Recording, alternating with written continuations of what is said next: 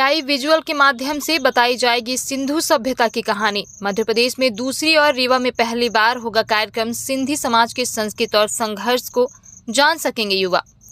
सिंधी समाज के संस्कृति, सभ्यता एवं विभाजन के बाद उनकी संघर्ष यात्रा को अक्षुण्ण बनाए रखने के उद्देश्य से सिंधु यूथ विंग रीवा द्वारा स्थानीय कृष्णा राज कपूर ऑडिटोरियम में 30 सितंबर 2024 को सायंकाल 7 बजे से जर्नी ऑफ सिंधीज कार्यक्रम का आयोजन किया गया है।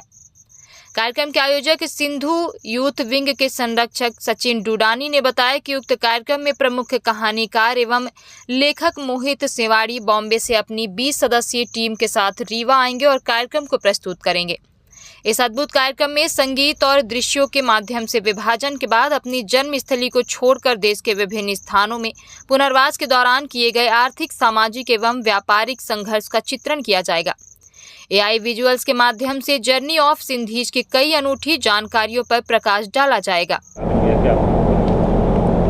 प्रेस कॉन्फ्रेंस का हमारा जो उद्देश्य है 30 सितंबर आने वाले दिन सोमवार शाम को 6:30 बजे राज कपूर ऑडिटोरियम में कई बाहर से कलाकार आ रहे हैं अपनी संगीत में प्रस्तुति देने जर्नीज ऑफ सिंधीज प्रोग्राम को लेकर।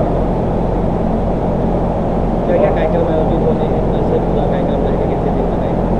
जर्नीज ऑफ सिंधीज अपने आप में एक बहुत बड़ा ऐतिहासिक व अद्भुत कार्यक्रम है।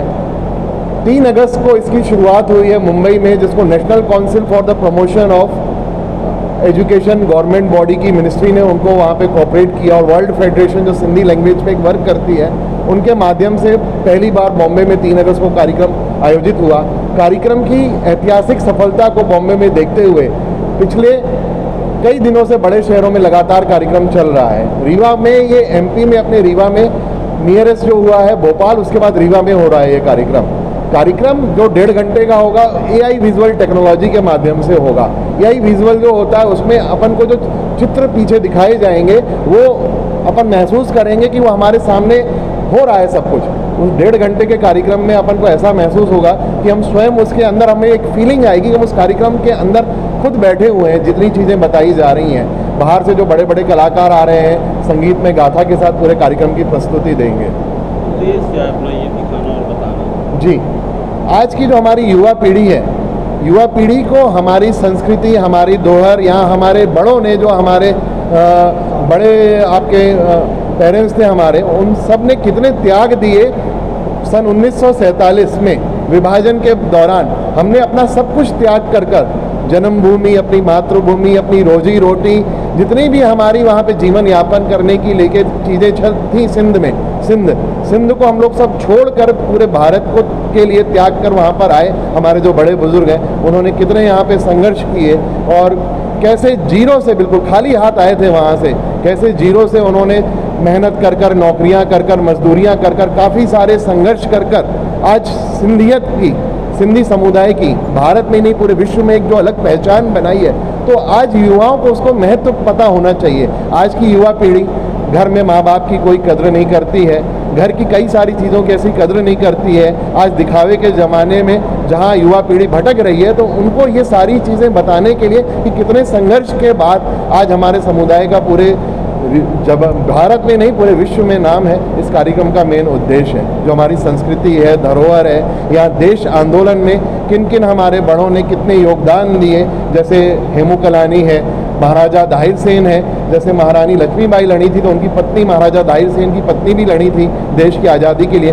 कई ऐसी अनूठी बातों की जानकारी जो हमारे बड़ों को भी नहीं है, वो इस कार्यक्रम के माध्यम से होंगी। जी, इसमें जो बाहर से कलाकार आ रहे हैं, कई बड़े शहरों के कलाकार आ रहे हैं जो देश विदेश में अपने आवाज़ का परचम फैलाते रहते हैं समय समय पे।